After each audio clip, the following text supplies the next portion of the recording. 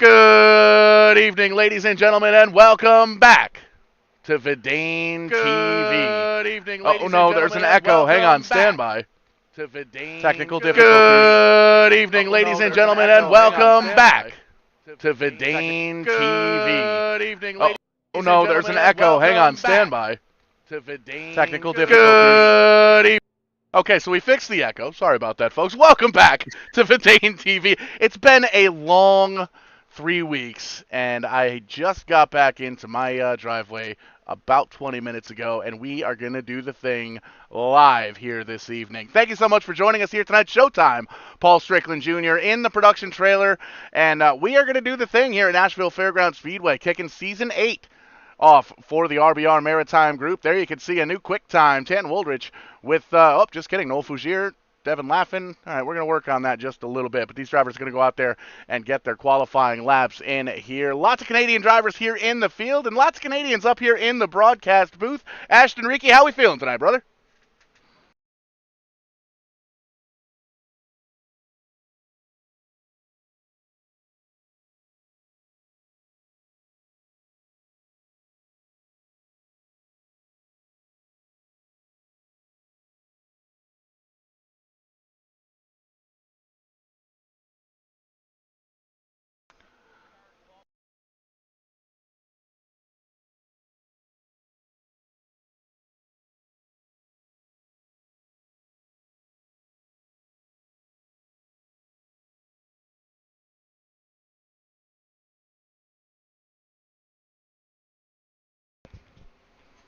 Yeah, totally very confident with that number 50 Tolco electric machine here at Nashville Fairgrounds Speedway. Pretty cool for me to do a race here at iRacing at Nashville Fairgrounds Speedway. I was just there for the ASA race, the All-American 400 weekend, and it was an absolute blast. You may have saw a great big 350-pound fella in a bright green shirt over there in the Turn 1 camera. That was me. Lots of fun down in Nashville. Hit up Broadway. We got some pictures and some stories we could share. We got a lot of pictures and stories that we can't share. Lots of fun on Halloween night. Got to hang out with Mr. Trump. President Trump was there. That was very neat. It was actually Adam Mackey, but that was cool. Tony Stevens, the Penguin in Chief, was down there as a generic cowboy. I did the Joker Jelly Roll gimmick, and I got to dance with Catwoman, which was kind of cool. Well, honestly, it could have been. I was I don't want to say I was inebriated in public, but I definitely might have been.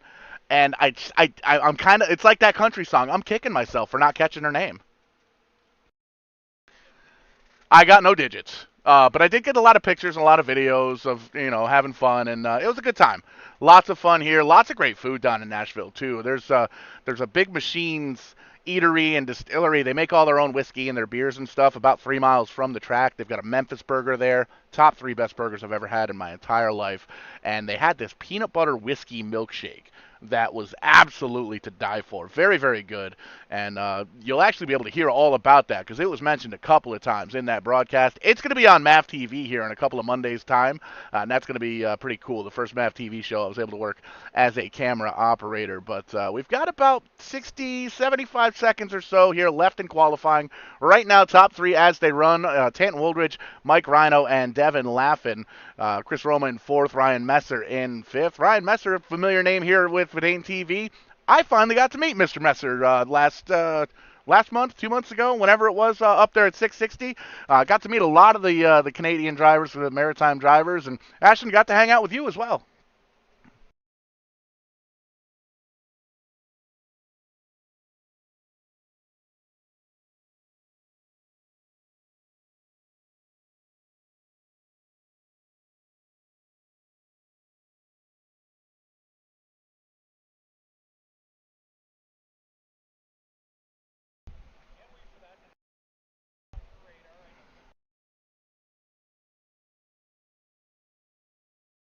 Absolutely, those little mini pop tarts. We might send some of those down with Tim. Tim's coming down, and we're going to be meeting up here at Virginia International Speedway. We got some legend stuff going on here in a little bit here, Tim.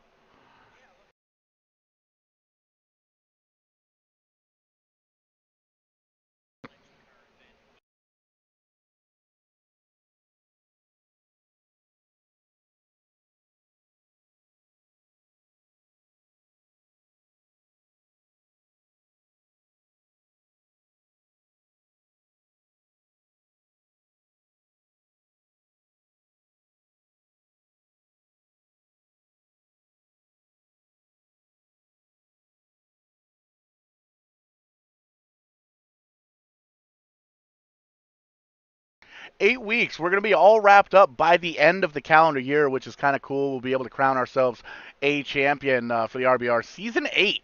Crazy to think, Season 8, the Ocho. Well, not the Ocho. Ashton, what's 8 in French? Rit? I like Ocho better. Ocho sounds way better. RBR the Ocho. 5 minutes. Almost 4 minutes left on the warm up clock here. I'm excited. Super late models. This is kind of where we cut our teeth here on VidaneTV, doing the short track thing, and you can see the virtual stands are packed with the virtual people, and the stands were definitely packed this past weekend, even with the Titans game there on Sunday, which was kind of cool. There's Chris Romo with a quick time, 17.941. One of the new tools and trinkets that we have here on VidaneTV. You'll be able to see that quick time pop up as they run through. Lots of new gadgets that we're kind of tinkering with and really testing out for the first time here with the RBR Season 8 group. And it's going to be a lot of fun. Bear with us just a little bit. We might have a little bit of ring rust. I know I'm definitely going to have some ring rust because when I say I just left Nashville, I was there 2 days ago. Had to drive to North Carolina and then drive up from North Carolina to here in Connecticut. We're a little bit tired here in the production trailer, so we'll get through this, and we're gonna have ourselves some fun here. And you can see Nashville Fairgrounds Speedway, the home of the Season 8 opener for the RBR Maritime Group.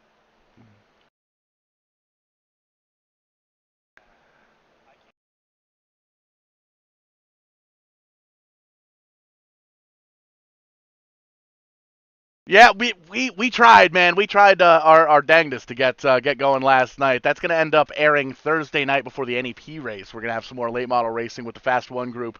Great to have those guys on board. Very, very excited. They had 49 drivers show up to qualify for 30 spots last night, and unfortunately we had ourselves a little bit of a power failure here in the Vidane HQ. So had to get that all squared away. We did indeed get the tapes, so we're going to get that played back. We're going to get that up on the airwaves, and we'll play that, like I said, Thursday night's doubleheader with the NEP series, and we'll play it again Monday night before their second race of the season. And you can see these drivers just kind of getting around this place. 2 minutes left in warm-up. Kind of a last-minute adjustment for these drivers on how they're going to attack this racetrack, and it's a pretty sporty little racetrack. Tim, have you been down to the fairgrounds yet?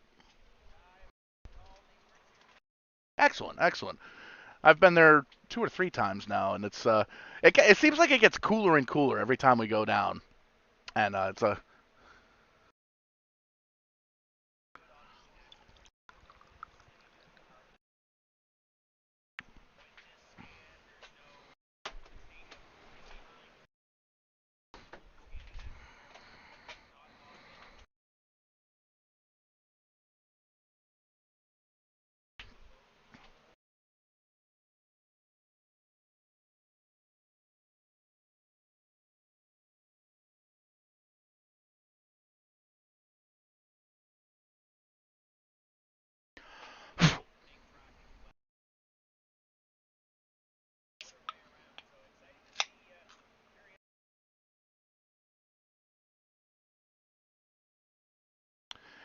and there's always different trivia things with every racetrack, really anywhere that's out there. And two pieces that I've learned here at Nashville Fairgrounds Speedway. There's a great shot of it right there, the roof over the stadium there on the front straightaway. There's no beams that hold that up. That's all cabling. It's an absolute engineering anomaly. And that is a penguin in chief terminology. I learned that from Tony Stevens this past weekend. Big words used at Track TV. So that's always kind of cool to see. And one of the track workers was nice enough to inform me that there's a horse buried in turn 3 somewhere.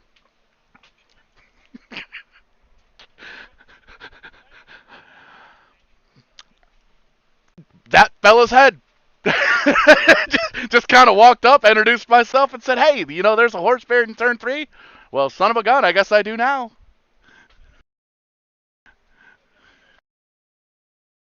Oh, there's lots to talk about. I guess, yeah. I mean, one thing you do have to keep in mind, though, you gotta leave those Broadway girls alone. Well, we'll leave that at that. Getting ready to wrap up practice here. Final warm up in the books. There's Bubbles up in the flag stand, giving it his all, and a little bit of a spin action there. We're getting ready to go green flag. I'm gonna go back down to the production trailer. I'm gonna push some buttons and stuff. I'm gonna leave this call up to you fellas. Good luck.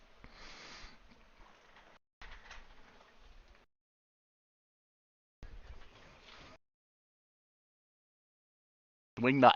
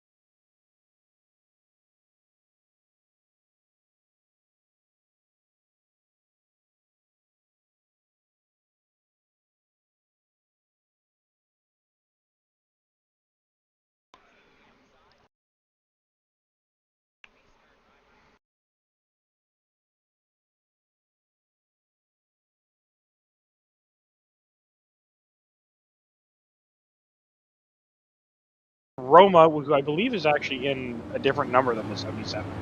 The RBR iRacing Superstars. Todd Cousins on the inside in car number 2. To the outside, car number 29 is Danny Vitch. And right behind Todd Cousins is Dylan Black in the 15th starting position. And in the 16th is former official to the Maritime Pro Stock Tour, Brad Hayes. Conrad Murphy, driver on the Atlantic Modified Tour, going to start in 17th. To the outside of row number 9 is the 67 Wade Craswell. And right behind them in the 19th and 20th position, you have John Biron and Taylor Layton. Not taking time in qualifying, Derek Gates in car number 19 and Travis Turple in car number 10. And Travis had some issues in the practice. We'll see what they can do from position number 22. Pace car getting ready to peel off. And it's car number 56 of Tanton Woolridge going to lead this field to green and to kick off the 8th season of the RBR Maritime iRacing Series. They're underway down into turn number 1.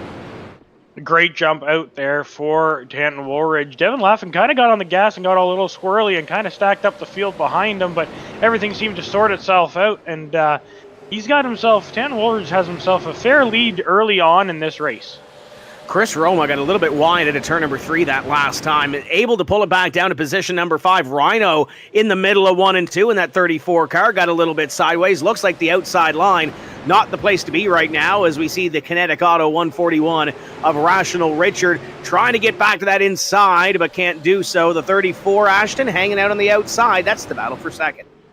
It is, and he's fallen back slightly, but it still seems to be keeping up, as you see Richard Drake putting up a new quick time or fast lap early on in this race, so I assume we're going to see that change quite a bit, but that outside line is working in 3 and 4, but he seems to kind of lose a little bit in 1 and 2, so just some different characteristics of this Nashville Fairgrounds racetrack that sometimes just depends how the race is going, and late in the race that outside line might be the preferred line as Craig Tully takes fast time. You run on board with the 141 on the outside, looking for position number 4 and trying to get up here in the battle for the runner-up position as they come up at a corner number 2. The 28 or the 56 of Tanton Woolridge continues to lead as they go side by side behind. Great run for Devin Laffin early in the Coldstream at number 8 to the bottom side of the 34 of Mike Rhino. And the other thing that Craig Tully told us a little bit earlier, Ashton, no tires in the pits, no quick repairs. These guys have what they have for 140 laps, so they've got to get up on the wheel and make it happen, and also conserve a little bit because they've got what they've got for the remaining 134. Yeah, it's always a strategy play, especially in this league. We've watched it in the past years. We've watched it recently as the yellow flag is out for the first time. It's Dave in the Cassidy. RBR series. Dave Cassidy. Yeah, Dave Cassidy's around on the front straightaway, and single car spin at a turn number 4. Didn't miss much there. Brad Hayes might have got a piece at the end, but the 13 of Cassidy around. A little bit of damage for Conrad Murphy and Wade Craswell, but they will all come down and try to get those cars as repaired as they can. So the first caution flag flying on lap number 7, and Tanton Woolridge will lead them under the yellow flag, and with no ability to do any changes with these fixed setups, wouldn't anticipate a whole lot of pit stops from these guys up front. No, I wouldn't say so. Unless they've got some sort of damage, I don't think you're going to see too many guys take it again. If they've gotten to the outside wall, or if they got maybe collected in something that happened in that yellow there. May see them come down pit road, but other than that, I don't think pit road will be very busy today, other than some minor repairs, or as many repairs as they can make in the short amount of time, because they are counting caution laps. So you got to avoid going down a lap on pit road also. And they have advanced the caution, so we will come to 1 to green this time. So Woolridge and Laffin will be your front row, with Rhino, Messer, and Drake your top 5. Chris Roma, Riley Duncan, Craig Tully, Scott Negus, and Todd Cousins last time by your top 10. So Phil will double up here and get ready to go to green next time by. We'll go to green with 10 laps completed of the 140. And that's the one thing you mentioned, Ashton. They are counting caution laps this evening. So they are going to roll quickly through this, and you don't want to be left behind or on pit road, because these laps continue to click off. Absolutely, and it's one of those things that you got to be very vigilant and very prepared to move on pit road as quick as you can, so you don't lose too many laps. I guess 1 or 2. If you lose 1 or 2 laps, you can maybe get them back with a lucky dog, but anything more than that, you're kind of trapped. As we go back green, and you see the flash of the crowd of the packed house as they're almost 3 wide going into 1, and a great jump. Sorry, Tim. Great jump by Woolridge again on the starts. He's a master at the restarts, a master at the starts, and he does it seems to every race. You mentioned that bobble on the restart. The 97 of Duncan got a great drive on the inside of Rational Richard, but pulled his foot out of it. It's still 10 laps into this race, so you got to make sure that you have something for the end as these drivers run down the back straightaway. Top 3 are single file. Mike Rhino still stuck on that outside, going to allow Rational Richard to get down to the bottom side as they go side by side off of turn number 4. The 97 of Duncan in behind, and the Easy Clean Pressure Systems number 97. You ride on board, and you can see him saw on that MPI wheel down the back straightaway. Yeah, and this angle, I love this angle because it gives you a real idea of the track. It gives you them sawing at the wheel, as you said, and the bumps in the track and hitting your marks, and you can see them kind of in the wheel and then off the wheel. You don't want to get that back end to slide too much this early on in the race. So really cool shot from everybody in the booth down there. Paul's doing a great job even after his very long weekend, we'll call it. I'm quite impressed to see Mike Rhino hold that outside line as he did. Riley Duncan in that orange number 97 tried to go to the outside as well, but the only driver to the outside line, at least to be able to make it work, is Mike Rhino in car number 34. You ride on board with him, looking at Devin Laffin for the runner-up spot. Woolridge continues to lead, and now the 97 just behind them of Riley Duncan's been able to get to the bottom side. Duncan trying to take 5th place away from Rational Richard on the outside line. Messer to the bottom side, and the Waterfront Pub and Eatery, car number 1, looking for 3rd. Yeah, and Tim, you mentioned that outside line early on, and I said he was falling back, but I'm gonna say about 5-6 laps in, that outside line started coming to him, and I think that's something he noticed early on. And I've often been one to say that the outside line takes some time to come around, takes some time to rubber up.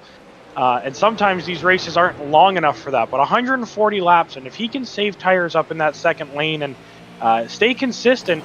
I noticed he wasn't sawing at the wheel as much as the guy on the bottom. He's got a little bit more track to play with off the corner, which can help that right rear tire and might give him something at the end that those front guys might not have.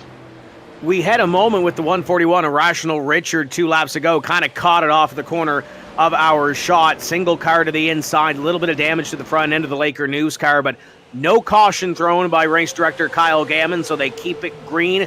Richard falls to position number 15 and battles with Danny Vitch for 14th. On your screen is the battle between the 83 of Chris Roma and the 34 of Mike Rhino. Rhino falls back finally on that outside line, gives it up just a little bit to move in behind car number 83 of Chris Roma. And Ashton Roma had that moment on the first lap of the race, had to go to the outside line, fell a couple of spots, now working his way back up, currently sits in 5th, watches those top 4 go at them in front. Yeah, and that pack of cars up front is a very tight pack, and drivers we've often talked about in this series and any other in the TCM series, all guys that often run up front. And so I don't count any one of them out. And just outside, and you see him peeking in the background, that Tulco Electric yellow late model, he's slowly made his way up there, and I don't count him out because he's often one that seems to find the extra little bit of speed with about 20 to go.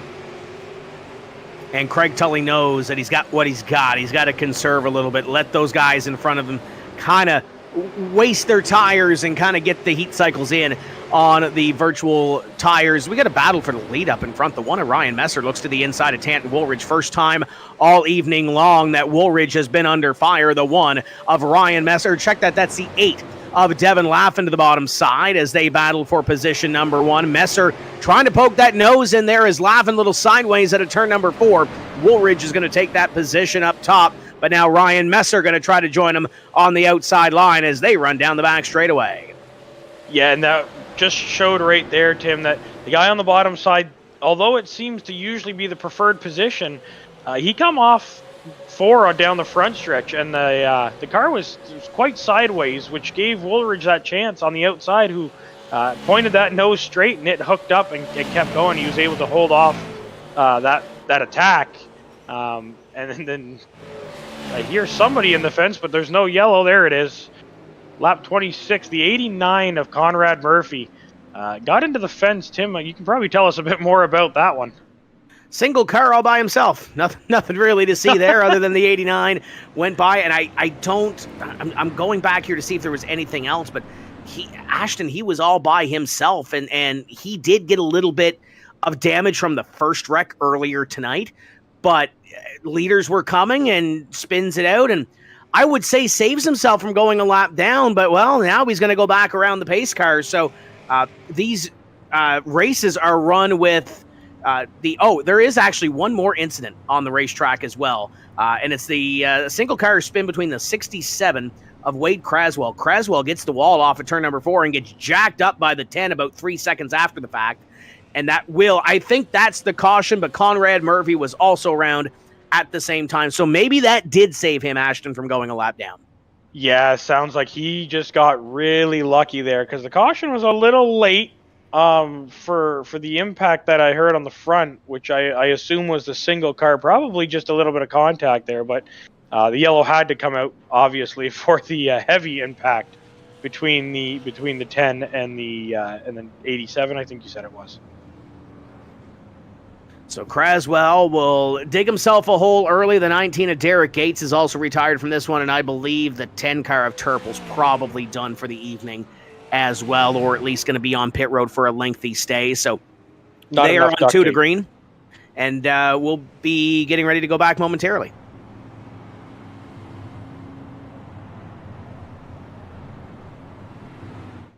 Ashton, I believe we've caught up with Craig Tully. Yes, we have. Craig, your 8th season is underway.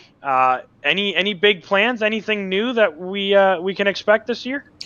No, that good old saying, "Don't fix it if it's not broken" type of thing. We enjoy this group. Seems to be transitioning pretty well this year as well.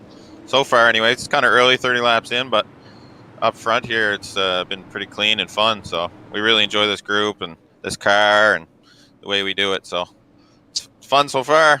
I got to concentrate here, though. Yeah, absolutely. We'll let you get back at it. Keep doing what you're doing, and we'll see you up front. Yeah, what a great group of guys that are in this series, and generally it's always been about having fun and some clean racing. And as we go back green side by side, guys making moves off the restarts. You got to make your moves when you can. When there's 140 laps, sounds like a lot, but with how fast they get around this racetrack, you need to take advantage of every opportunity you get. And this race so far has been great, and we've seen a little bit more give than take, even though the 97 has kind of caught my eye off of these restarts down to the inside of Devin Laffin for position number 3. Was quite aggressive on the last restart with the 141 Irrational Richard, but no harm, no foul, no contact so far. The 97 goes to the bottom side and will pick up position number 3 and will flash the nose of the Easy Clean Pressure Systems 97 down to the bottom side of the 1. Kind of forces the 1 to go to the outside. Going to get the run off at turn number 2. He'll be side by side with Tanton Woolridge. Yeah, that forced him to the outside, but this is one of the guys that I've seen many races use the outside to his advantage, so it'll be interesting to see if he can make the outside work. We've seen that it was a little competitive early on in this race, and that driver that was working the outside ended up falling back into 5th. No harm, no foul, as you said earlier. But this is a seasoned veteran, is what I'll call him on the iRacing. A little bit of right off the corner to keep that thing straight, but it certainly worked out as we have ourselves a new leader, Tim. And Messer begins to pull away from that as the 97 of Duncan again down to the bottom side. Did Tanton Woolridge use up everything that he has? And now the 56 will be on the outside of the red 83, and Craswell's into the inside wall again. And car number 67 hasn't been going the way that he's wanted to. There's a couple of pieces missing to that race car. Air Bodies is just up the road a little bit. Maybe he'll want to stop there after we're all said and done at the fairgrounds as the 83 takes 3rd. Woolridge back to 4th. And there's the 34 Ganashin on the outside trying to hold off the 8 of Devin Lappin. Yeah, and the outside works. We just saw it work. So it's just a matter of hitting your lines, hitting your points, and making sure when you hit those marks that you can get back on that throttle quicker than the guy on the inside. Now, again, it's still very early in this race, so he could just be conserving, and there's nothing saying he is or he isn't, but all we can do is assume up in the booth here. But it's already been a really good race. Great side-by-side action deeper on in the field. No major pushing and shoving just yet. More racing than anything, and the side-by-side action is just really fun to watch. And the issues have been, we'll knock on some wood, at the back of the field for the most part, except for the 141 earlier who had that spin, single car running in the top 5, Rational Richard down to the bottom side of Craig Tully and chasing down Scott Negus in the 55, or in behind is Scott Negus in the 55. Devin Laffin has fallen back a little bit on this green flag run, had a great qualifying effort, started up on the front row, but now he is back outside the top 5, call it 7th place, as Dylan Black has made the move. Black is up to 6th. Yeah, and I don't count out Rational Richard Drake. I mean, he had that single car kind of just loose off the corner early on, but you said he had a little bit of minor damage. He obviously got that taken care of, and he's marching his way back up to the front quite quickly. Hopefully he understands that there's still quite a few laps to go, just under 100 laps to go, so you don't want to use up your equipment too quickly. But he does most definitely want to get back up there and settle himself into ride for a few laps before the last couple laps of dash. A lot of these drivers run the in-game spawner. I know the 141 Irrational Richard has his father Ken subbing in. There's the 08 sideways as Dylan Black gets those tires upset at him. He's going to go to the inside as Lappin goes to the upside. Rational Richard goes to the upside, and the Shady Brook Enterprise 08 will fall back a couple of spots. Tolko looking at it as well in the 50, and Scott Negus trying to get one more as well. Negus is your 10th place car, so battles within the top 10 as we get ever so closer to the second half of this race. We've got 45 completed this time by as you chase down the Schooner General Contracting 08 from the view of Craig Tully. And again, the white gloves, always something we always like to mention here on the broadcast. The white gloves allowing us to see the work they're doing inside the car, as our third yellow will come out on lap 95. Trying to find it. It may be the back of the field as they catch up to the pace car. So a caution flag flies once again, and we'll see what it brings. Pace car is now out, and Riley Duncan will collect the field. Yeah, and that was 95 to go, Tim. Sorry, that switched on me there. I looked up quickly. That is not lap 95. We don't go through laps that quickly. No, we've still got plenty of time to get this race done and get this race underway. But again, field will slow down. We'll see what Riley Duncan does here and see what the rest of the field does as we work the caution. 38 car was up in the wall, and actually he had a little bit of help from the 2 of Todd Cousins. I'm not sure if the 38 came off the wall, not knowing the 2 was there, but nevertheless, contact made. Both of those drivers involved. It sends the 38 into the fence, and he'll have to come down and get repairs on that race car. That is the 89 passing the pace car. That is Conrad Murphy. Should be back on the lead lap as he gets the free pass. Riley Duncan, Chris Roma, Ryan Messer, Tanton Woolridge, Mike Rhino, top 5 Ashton, and it's a different top 5 than what we were used to on the last re-rack. Absolutely it is. And Tim, I think you just queued up Chris Roma, did you not? Yeah, Chris, you had that little issue on the opening lap, went to the outside, but now you've picked your way back to position number 2. What's the strategy going forward in the next 90-something laps? Just trying to get into some good track position here and keep some tires under the car for the last run. You know, Tanton's a smart racer, and he's going to keep the gear underneath him. And Riley, Messer, there's a lot of fast guys up here, so we'll see how this plays out. The 97's been aggressive on these last 2 restarts. He's out in front. How aggressive do you get trying to get the lead on the 97? I'm just going to fall in where I fit in. There we go. All the best the rest of the way. Appreciate it. That's Chris Roma, driver of the number 83. He will roll from the outside of the front row, position number 2, as we get ready to go back to green here in short order. But now the 97 has the lead. He doesn't need to be aggressive, as I believe that was 2 to green right there. We'll see what he can do and see what he has to do to maintain the lead. Aggression it might not be the way to go, especially here early in a race with 90-something laps left. Yeah, he's found himself where he wants to be. I mean, where any driver wants to be at this point of the race. He's up front, so those aggressive moves obviously paid off for now. So he's up front. I think he can dial it back just a little bit, save the gear that's underneath him, and he's proven that he's got a quick car. So he's in the catbird seat for now. Let's see the guys behind him aren't something to turn your attention off of with Messer and Woolridge right behind him.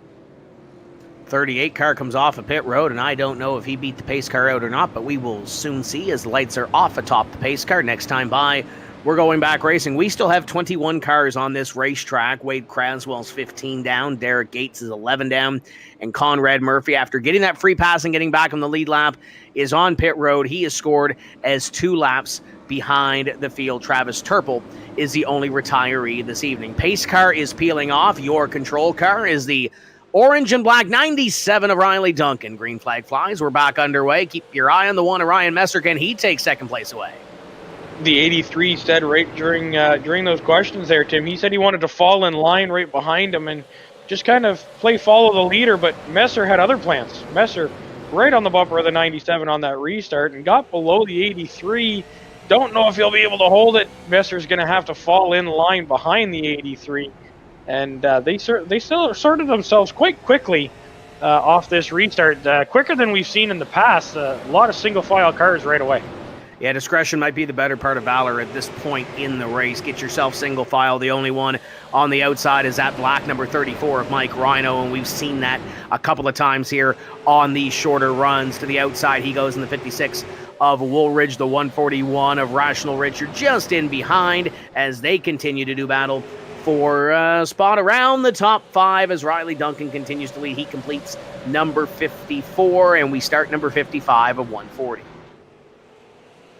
Tim, something I notice and something I love to see at the starting of every year is the new paint schemes. A lot of really good-looking cars out here. I know we had a couple little blips with the iRacing and trading paints connecting, so a couple of paint schemes aren't exactly perfect, but the 56, the 8, there's a couple of them. The 08 looks really good. The 50 car, always really bright yellow.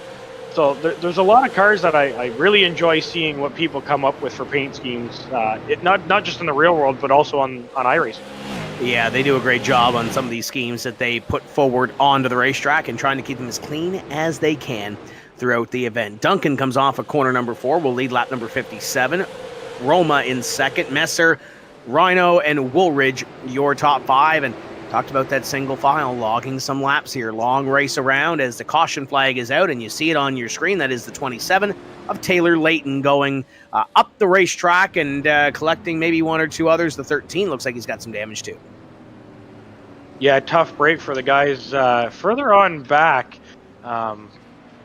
Just kind of wrong place, wrong time for some of them, and this looks like a tricky track. I can't say I've seen it in person. I can't say I've driven it on iRacing. It's one of the tracks I haven't raced yet, but the cars look really loose off the corner, and it's a really fast track, so you can really miss your marks and cause calamity really quickly at a track like this.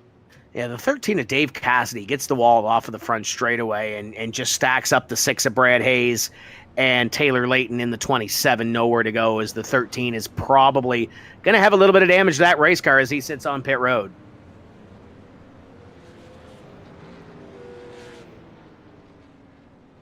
And I believe, Ashton, you've caught up with Dave Cassidy on the in-car radio. Yes, I have. Dave, not the way you wanted the season opener to go up to now, but how does it look from your stand, and are you guys still in this one? No, pretty much done. Like 8 minutes repairs or something like that. And pretty junked, I think, before this even happened. So we'll push on next week, I guess. Absolutely. I mean, this is one of the tougher tracks on the schedule, and it's the opener. So a little bit behind the 8 ball, but nonetheless, you're not out of it for the season. There's still lots of racing to do, and we hope to see you back out next week and maybe up on the podium. Yeah, hopefully. So hopefully see you soon. Awesome. So there it is. So a tough opener for Dave Cassidy, a guy that we see generally at least peaking around the top 10 on a regular basis. So a tough one here tonight, and it just goes to show that you got to have a little bit of luck with a little bit of talent.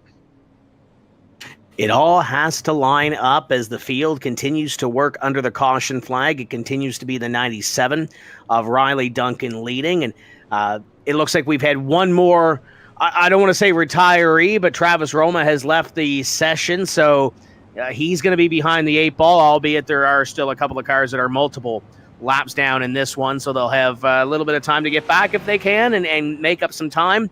This is an 8-race schedule, Ashton. They don't want to be behind the 8 ball points-wise on race number 1, so that's why you see a couple of these drivers at the back still 11, 12, 15 laps down circulating, trying to get everything they can. Yeah, it's one of those things that every little point's going to count when it's such a short season.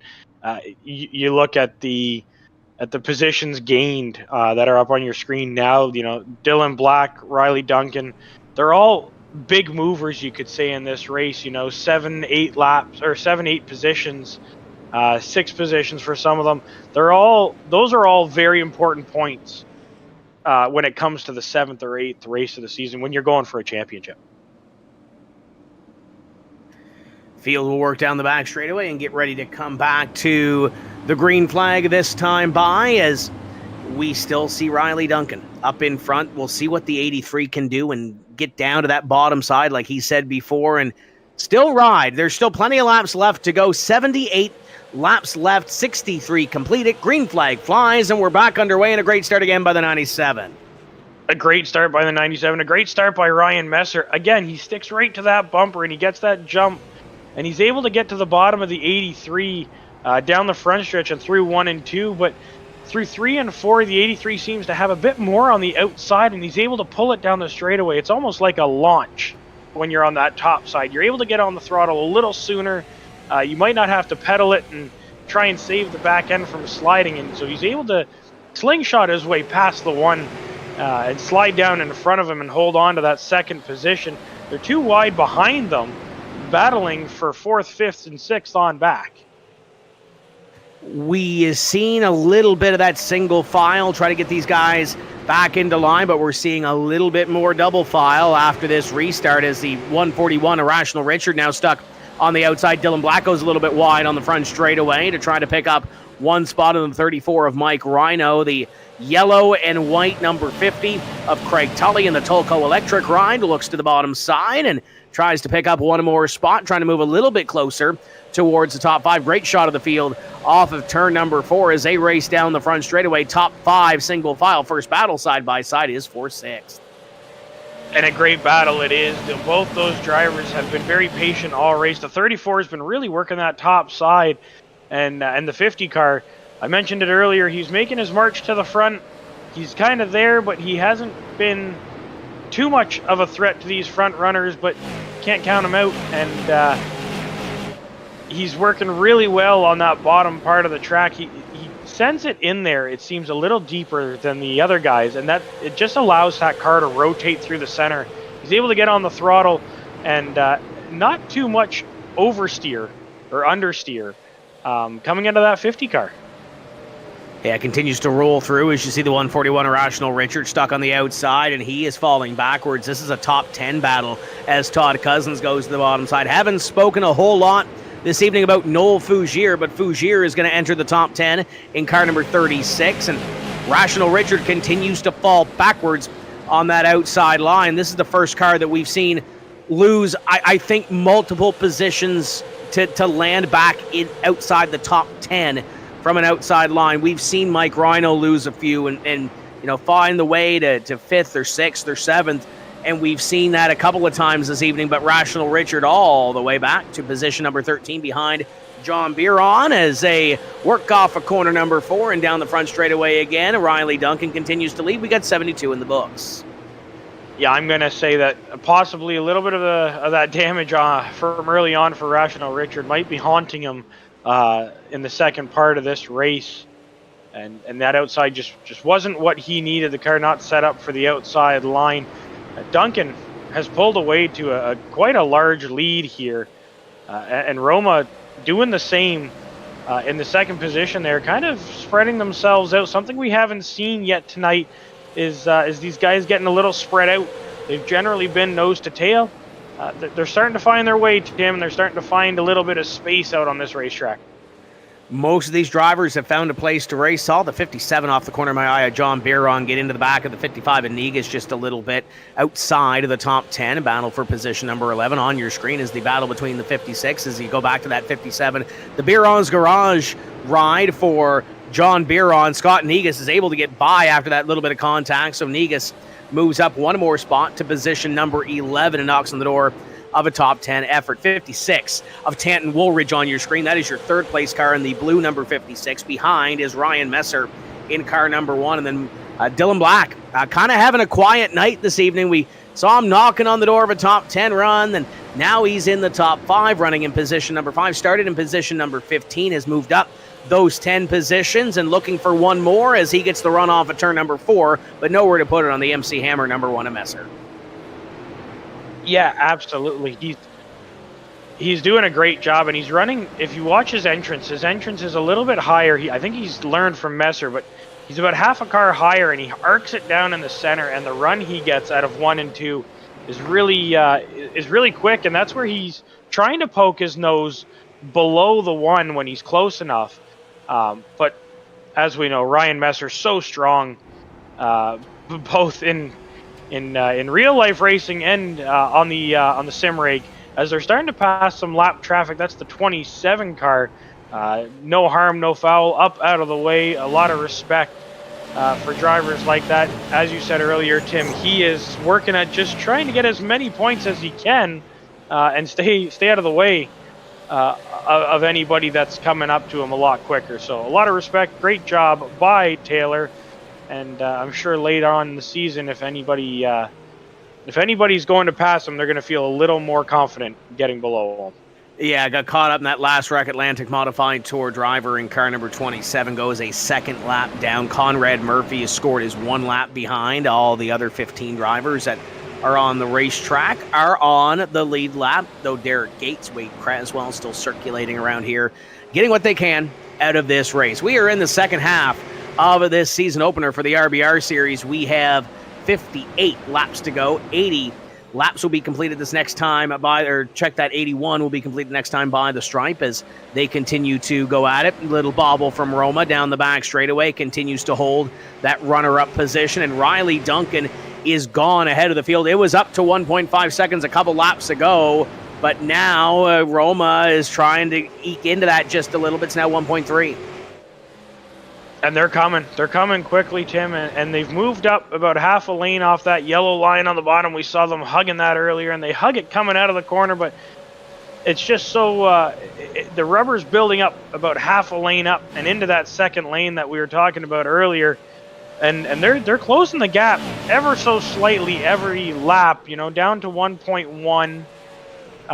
Center of the corner, it drops below a second, so it's not going to take much time for them to catch Duncan, but Duncan's running right up, I would almost call it the third groove, just seeing where the second pack is running. So it could be a strategy move on Duncan's part. He could be in the save my gear mode, and he'll be monitoring the times as close as he can as we ride on board with Duncan, catching the lap traffic again, right? So that's something that as the leader, it's got to be in the back of your mind. Hopefully this lap traffic sees him coming and can stay right out of the way as much as they can. As you can see, they do that. So that makes his job a lot easier. As Taylor Layton going a third lap down in car number 27, still sawing on the wheel just a little bit as Riley Duncan, but still holding the lead up in front. Behind him, it's a conga line from second on back, led by the 83 of Chris Roma. Tanton Woolridge gets a great run off the corner. Messer sideways off at turn number 4 as he tries to keep that thing underneath him in position number 4. They continue to roll along under the green flag. We're closing in on the 50 lap to go mark. Tanton Woolridge in that Elite Performance Industries car looking for one more spot. Gets that run off at turn number 4. Not as good as Roma, though. Roma pulls away by a half car length or so. Yeah, this is the longest green flag run we've had, so these guys have settled in. The bright orange gloves kind of showing us a little bit of a sawing going on there. You see that center of the corner, Tim, you mentioned it earlier. He gets a run in the center of the corner, and then Roma just shoots out of a cannon. And gets that separation that he's looking for.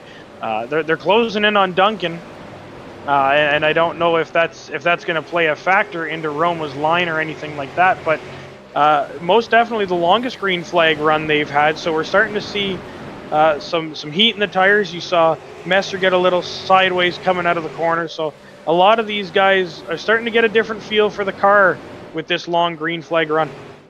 And you would have to think that there's going to be at least one more caution up the road at some point. Is Conrad Murphy going to go a second lap down in car number 89? There's no drivers now that are one lap behind the pace. Everybody is 2 or more laps down if they are not on the lead lap, as the 83 goes to the bottom side of the 89 of Murphy to put him in the rear view mirror. We're at that point now, 47 laps to go. We've seen some early cautions. We've seen a few cautions with those drivers at the back of the field. Anticipating another caution? Yes. Do we get one? Who really knows, as the 08 of Black goes to the bottom side of the lap car. Yeah, when is it go time? Right? You gotta, like you said, are you thinking there's gonna be another caution so I can still be patient? Or with, coming to 45 to go, is it time to get on the loud pedal and start pushing it a little bit further? We will see what strategy plays out as you ride on board with Noel Fougere in the 36 cars. Made his way into the top 10. We've seen in some of the other races that we've covered here on VidaneTV, Noel likes those cup cars, likes those bigger racetracks. If he struggles at all, he struggles with this super late model stock type race car at these short tracks, but still holding his own in car number 36, sitting in position number 9. We mentioned earlier, tested a legend car this season at Riverglade Speedway. Is the national anthem singer at Riverside International Speedway, and looking to get a little bit more out of his run this evening. Right ahead of him is Devin Laffin in car number 8. He is the driver of the Coldstream Chevrolet, and he's competed this season. Ashton done some racing at Petty International Raceway, and one of the former Trevor Smith race cars in the 4-cylinder division is caught on to that one. Wayne Smith told us the story on Tim's Corner Live a few weeks ago about how that all came to be. Good to see him hit the real racetrack, and good to see him having a good run here this evening. After starting on the front row, he's in the top 10 and working on 7th. And he's one of those drivers that's always in the picture quietly. He's always around. He's always fighting for positions. And we don't often talk about him, but a very clean, very respectful driver, and always, he's always got something at the end of the race, which tells me he's really good at saving his gear. And with only 40 laps to go this next time by, that save mode is going to start to wear a little bit thin, and we're going to see some drivers beginning to make some moves. Riley Duncan has fallen back into the clutches of the field. The 83 of Chris Roma is there. The 56 of Tanton Woolridge working that back bumper as well. Top three have a little bit of separation back to the one of Ryan Messer and the rest of the field, but laps beginning to click away here. If you saved anything, it's not time to put the cards on the table yet, but you got to start making your move as Mike Rhino goes to the upside and is within a battle, falling back a couple of spots there on that outside line. That's the 8 of Laffin and the 36 of Noel Fougier trying to make up one more spot. Fougier to the bottom side, Rhino to the upside as they go into one. Really well planned out move, and this late in the race, Riley Duncan has just set a new fast lap, 17.95. So there's clearly something left in the tank in that 97 car, because he's setting fast laps with 37 to go. You don't have to win by 2 seconds or 3 seconds. You just have to win the race. It pays the same amount of points to win by a fender as it does to win by a half lap. So I'm sure Riley Duncan's thinking that as well, and seeing that car come back into the rest of the field. The 83 of Chris Roma trying to pace himself, and the weather still 70 degrees, hasn't changed a whole lot. Wind is 1 mile an hour, constant weather, and scheduled, forecasted to be the same weather throughout the rest of this evening as the field comes up at a corner number 4. Top three, nose to tail, 35 laps to go, 105 laps completed at the fairgrounds. Yeah, the track temperature, I'm sure, has come up. The tire temperature for sure has come up. The driver temperature, I'm sure, has come up inside of these race cars, or their sim rigs. The 83 is showing a nose to the bottom of the 97. Could we have a new leader?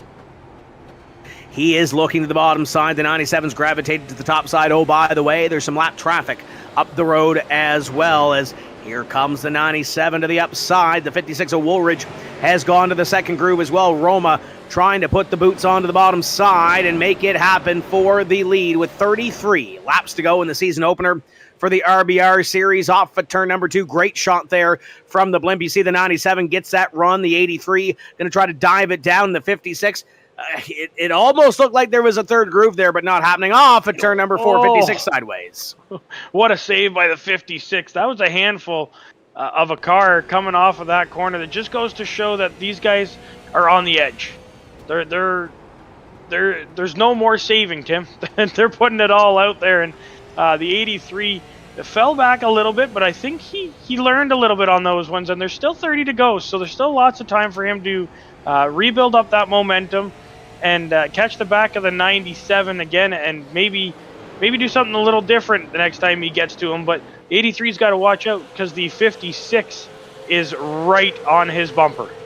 And Messer's caught the top 3 as well, so top 4 are now nose to tail, single file, as Roma tries to take a move. Woolridge is trying to find a way around as they put another lap on Taylor Layton in the 27, and I believe that's Craswell maybe up the road. They got a couple of lap cars ahead of the field as they continue to race around here. Now less than 30 laps to go, 29 to go, and you see Dylan Black back there as well, not too far off if these top 4 get racy.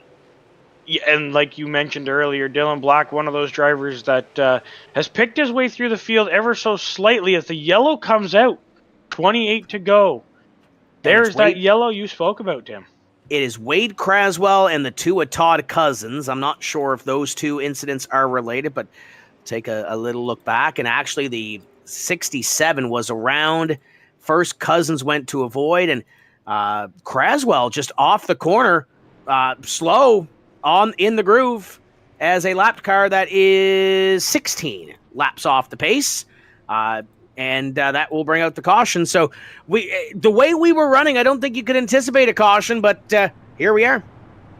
Exactly. That's one of those things that some guys might have turned up the wick and thought, you know what, we're all running single file. Things don't seem to be too racy. We're going to start going and making up the positions. And now with this yellow out, you got to cool those tires down, get them through another heat cycle to attempt to get them back underneath you for the last, once we go green, 25 laps-ish. It's going to be a dash, and we've seen how aggressive the 97 is on the restarts, so it's going to be timing, being able to time it with them, to stay with them and hopefully get underneath them. The 97... Uh-oh. I'm going to say the wheel disconnected on the 97. And they were coming to 1 to green. That is, they were all going to the bottom side. It looked like they were going to let the free pass car go, and now we've got the top 3 wrecked on the front straightaway. Yeah, that was odd. And very uncharacteristic of the 97. But that's now showing, the ticker's now showing Messer in the lead. So I'm not really sure what happened there. I don't know if this, obviously they slowed down under caution. I don't know if the sim is going to allow those 3 cars to get back to the front or not. The 56 is there. They may end up clearing some black flags here if that is the case, but the 56 is back up front. We don't see the 83 up here yet. We don't see the 97 back up here yet, but they're going to try maybe to get there. We see the 97 and the 97's at the back of this field, going to try to hustle back up, but he's trying to make it up there, Tim. Yeah, we're coming to green though. Yeah, this could cause some craziness. And they have waved off the restart, so we're going to go one more. I don't see the 83. Is the 83 maybe on pit road? He is. Yeah, he took quite a bit of damage to the nose of that car. So this could be a couple courtesy laps to try and give him a chance. The 97's falling back to the rear now, Tim. So and the lights are off on the pace car.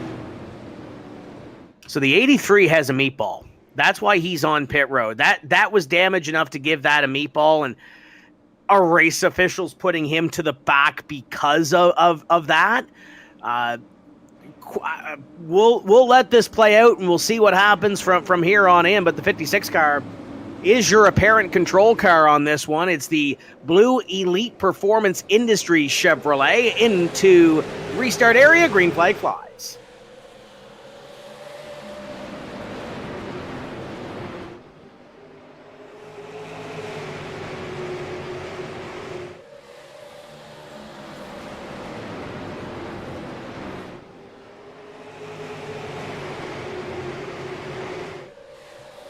So 1 lap off that restart. The 56 of Woolridge is your leader. The 1 of Ryan Messer in second. And it looks like Dylan Black's going to take third. Yeah, sorry, Tim. I lost connection on my headset there for a second. So I was talking to myself while I was offline there, but I just saying what an odd way to pick up the lead. And I know Tan had a fast car all night, and so did Messer. But I'm sure they're thinking that's not exactly the way they had planned to take the front of the field back. Yeah, your top 6 are now single file back to Scott Negus. Negus, this is going to allow a couple of drivers to take that opportunity to move a little bit closer towards the front of the field where they might not have been a little bit earlier, Ashton, as they race down the back straight. It gives Dylan Black third. Noel Fougier was barely in the top 10 about 20 laps ago. Now he's in fourth along with Craig Tully. Yeah, and same thing with the guys on behind him. You know, the 141 had some issues earlier, and then got caught up in that top high line and shuffled him back to about 15th at one point. So he's worked his way back up, and he's in 6th position, running well. We often see him out front, so no surprise to see him back up there.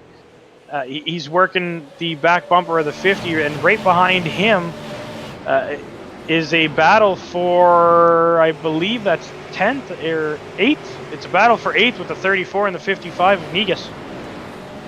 Yeah, Scott Negus well within the top 10 right now. I think he saved a little bit for the end of this one. John Biron right behind him in the 57 car as they try to get by Mike Rhino. Rhino, I think, has spent more time on that outside line this evening than he has on the inside in line as you ride on board with the driver from Sydney, the 57 of John Biron. Got a great front row seat to the battle in front of him. Yeah, and he's learning a lot. You see Negus's car just very angry on the bottom side there off the corner. The back end swirling around everywhere. Still making some ground on the 34 and holding his own, but 34 seems to just be a little more sturdy on that outside line. Yeah, 34 of Rhino trying to get that run on the 55 of Negus on the bottom side. Great shot there as Roma has pulled away. Or check that Roma might be a lap car there out in front of the field after getting that damage repaired. The battle is about to come to him, though, as the 56 of Tanton Woolridge, the one of Ryan Messer right in behind as they battle for the lead. The 83 is trying to stay ahead and get what he can out of tonight after a disappointing effort. Yeah, one of those situations that out of his control. As I said, it looked like the steering wheel may have just disconnected on that 97. Misfortune for him and misfortune for the 83. Played out well for Woolridge. I guess he never made contact with him, gets the lead, but he's got a mirror full of the orange and black number 1 of Ryan Messer. Messer trying to take this one away. Tanton Woolridge trying to hold on to this victory as they come down this time to 11 laps to go. I wouldn't count out the 36 of Noel Fougier as well, at least for a third place effort as he battles with the 08 of Dylan Black. Something does happen ahead of them as Messer has a small connection issue down the back straightaway. Woolridge is able to maintain the lead off at turn number 4. It's going to be one of those situations with Dylan Black and Noel Fougier. Can Noel get by the guy that has made up 12 positions since the drop of the green flag? Something he's at the top of the leaderboard in the most position gains with John Biron. Noel Fougier is also on that list. He's gained 7 position. Brad Hayes up 5. Taylor Layton, rough night for him, but still up 4 positions. And here comes the field up on Layton in the 27 car to put the 27 another lap down. Can Messer make something happen? Woolridge is sideways off at turn number 4, allows the 1 to get down to the bottom side by side for the lead at the fairgrounds with less than 10 laps to go. And the waits around, and no caution on that one. Race director might be asleep.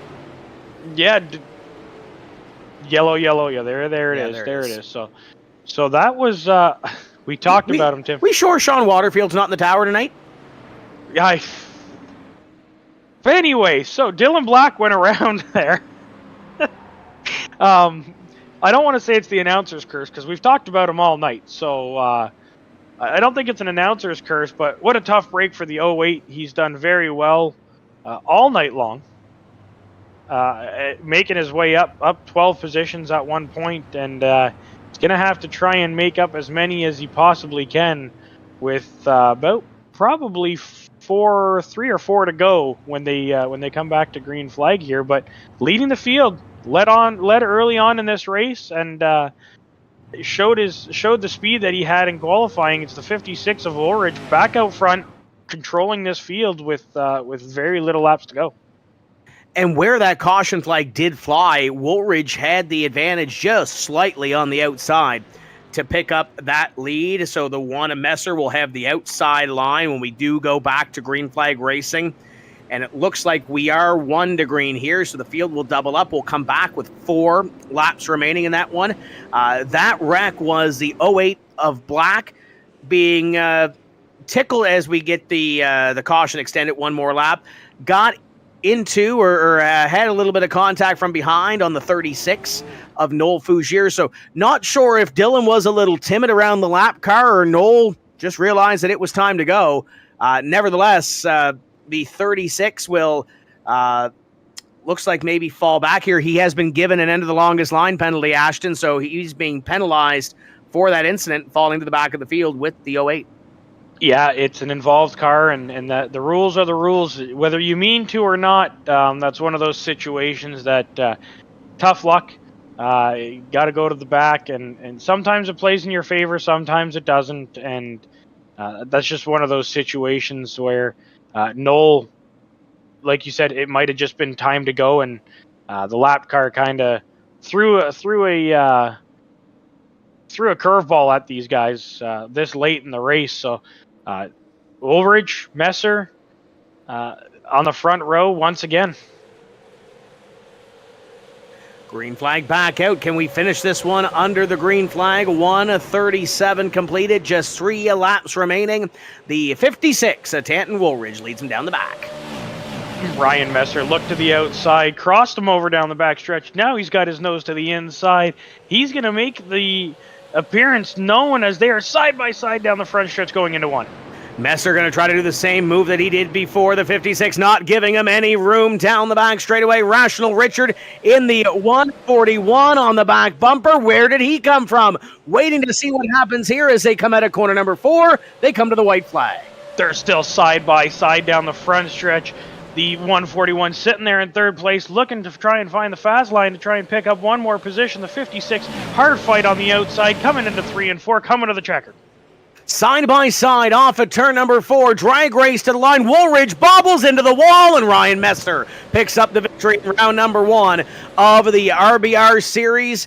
And what a finish that was. Messer, Richard, and Tanton Woolridge, your top 3. Woolridge is going to lose that, not only lose the lead, Ashton, but go back to 3rd. Yeah, and I mean, what a run. You can't hang your head for that one, Tim. That was one heck of a run, and he gave it his all coming out of the corner. It doesn't play out in his favor, but what a race. That was a lot of fun to watch.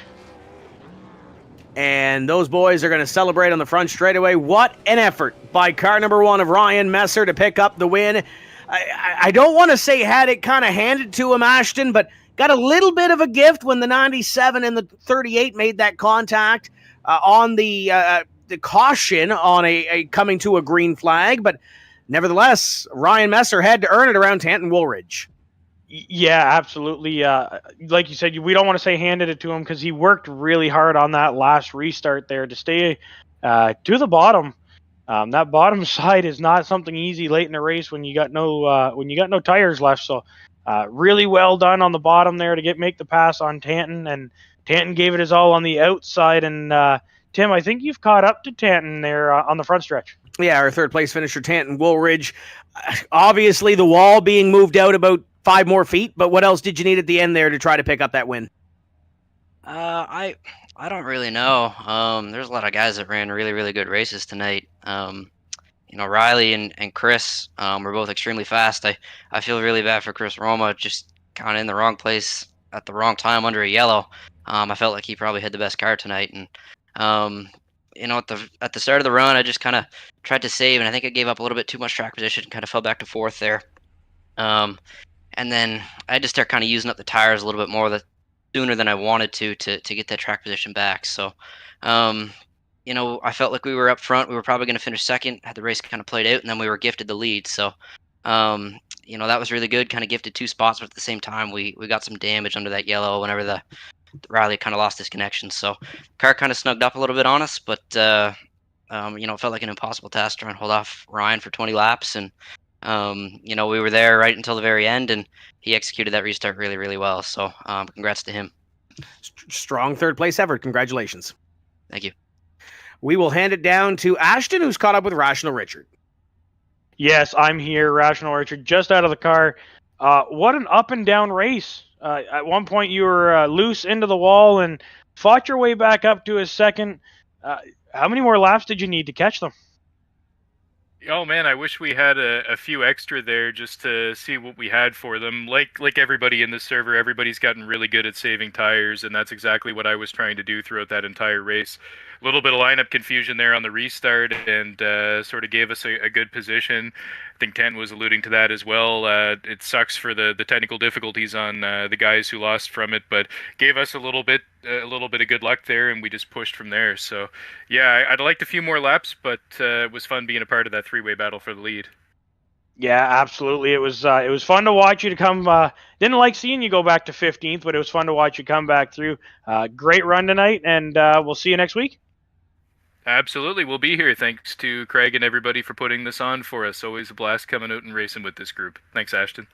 No problem. That was our 2nd place finisher, Rational Richard Drake, and now, Tim. I think we were trying to catch up with Ryan Messer, but we seem to have lost him. But nonetheless, we have Craig Tully down here. Do we got any questions for Craig? Typical New Brunswick connection. He's having some troubles there. He said he's going to reconnect. He said, "Tell the boys to waste some time a little bit." He wants that interview. Oh, so we have to interview you instead? Yes. Well, you said you were going to finish in the top 3, but you didn't. You finished 4th. Well, where'd you come from at the end? I think I would have got a top 3, but I don't know what iRacing was doing. It was putting me on the outside, and I was starting 3rd. I know Rational Richard was saying the same thing. He was telling him something different too, but all good. I might have tapped him early, and he did a hell of a job saving it, so he owed me one. So no, I like 4th. I'll take 4th. Good points night. It's a shame what happened to Chris Roma there with Riley's connection, but stuff like that happens, I guess. That's just it. Long season, 8 races in this one. You can't afford to have a mulligan. You got to have a good run every single week. So 4th place isn't bad. Start the season off, right? No, I'll definitely take it. Usually it's like, somewhere where Travis is right now. So who is on your race car and who is helping out with this series this season? Yeah, absolutely. Telco Electric's a big help. And I think we got, what's the other sponsor? Oh, Vino's. Jordan Vino always jumps on, always a big supporter for us. Risers Fabrication, and I think Parkside Pub's going to come back, and Royal Doors. Yeah, you guys for sure for putting on the broadcast. It's always fun rewatching it. Kyle for jumping up and helping us with some race directing. That's a position nobody wants to do. So. And that's our 4th place finisher, Craig Tully. I believe Ashton has caught up with our winner, Ryan Messer. I have. He made his way back from the lost connection world to meet us down here on the front stretch. Ryan, heck of a race. You kind of fell back for a little bit there and worked your way back up to the front. What more could you have done to keep the lead all race long? Because you fell back a little bit there. First of all, you guys hear me? Yes, we can. Yep, you're loud and clear. Okay. All right, perfect. Honestly, just tried to draw back a little ways. I didn't want to drop back too far, but I just went to where the car felt comfortable, wasn't abusing the tires or nothing. Because if you go a little too hard at Nashville, and you might not even think it, but just you're gonna wear it out in a hurry. And I think you could tell there were some guys that were doing it. Some guys like Tanton, he was doing it really well. I was kind of just trying to keep pace with him. Because he's one of the best there is at saving equipment and being there at the end. And then as it showed, we had another awesome race right there at the end. That's usually how it goes with him. He's very clean to race with, and it's always a lot of fun. So no, it felt like it was a good finish for a good show anyway. Absolutely. A great points night to start off the season, running this one full time again this year. And I mean, it's one of those situations that there's other sponsors that help you get to the track, and who might those be? Yeah, for sure. I got all my real world racing sponsors like the Waterfront Pub and Eatery and CSN Danish Collision Center, and I got a whole other list of them. I couldn't do it without them, and I'll give them their shout out for the sim racing. Should be a fun winter of sim racing whenever you can get a chance. I didn't think I was going to get a chance to do many of these ones, but I'll see how many I can make. So this is a good start, anyways.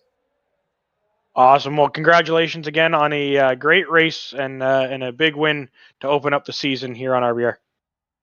Yeah, thank you.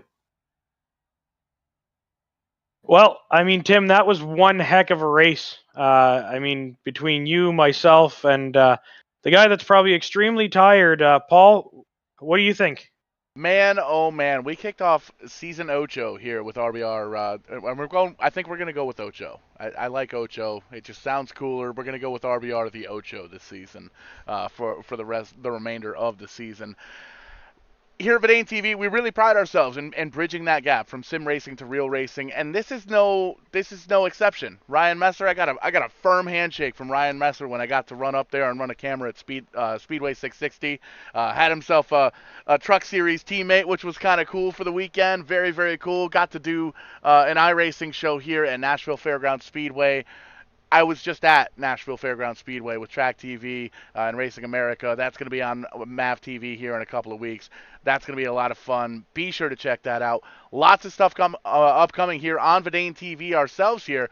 We have got a jam-packed schedule all of the sudden. We're racing 4 nights a week. Count them, 1, 2, 3, 4, all the way through the month of March. It's going to be hectic here at VidaneTV, and we've made mention we've got a lot of tools and trinkets that we've tried out. We're still kind of working out some of the kinks here in the production trailer, but we will get through it as we always do. Be able to check out this video on demand over on the YouTube page. Be sure to give us a like, a subscribe, as well as all of the other socials as well. Twitter, X, whatever you want to call it, Facebook, all that good stuff. Do a quick search for VidaneTV, and we will indeed pop right on up. Got a lot of stuff in the works as well. Be sure to shoot over to www.vidane.tv for all your iRacing news, as well as some merchandise that we are working on. Isn't that right, Mr. Wingnut? Yes, it is, and I'm super excited about it. Big partnership. Still trying to iron out the details. I need to find myself a weekend where I'm not on the road and filming some real race cars to just button everything up and really kick this winter iRacing's in the butt. But lots of cool stuff going on here at VidaneTV in the sim racing world and the real racing world. I'm super pumped. This is just the beginning. This is going to be a fun season here for RBR Season 8. Tomorrow night, be sure to tune in for the Turn 4 Podcast iRacing Winter Series. They're back with us once again. They're kicking their season off tomorrow night. Thursday night, it's Neps Night in America. They're coming back for Thursday night. Make sure you tune in a little bit early because it's a doubleheader this Thursday night as the Fast 1 late model division is going to be shooting on before them. We weren't able to get them out into the interwebs last night because we had ourselves a little bit of a power failure here at HQ, but we will make sure we get them out on the airwaves, and they're going to be coming back next Monday for race number 2 as well. But thanks so much for everybody here at VidaneTV. Tim Terry joining us here tonight. Ashton Reiki, always a pleasure to have you up here in the booth, and pleasure to say Mr. Reiki is joining us full-time here at VidaneTV this season, so that's going to be a lot of fun. We're going to have some fun in the booth, in the production trailer, and also at the after party. But we will catch you on the flip side, and when we do, We'll be doing it live. and we'll see you at the track.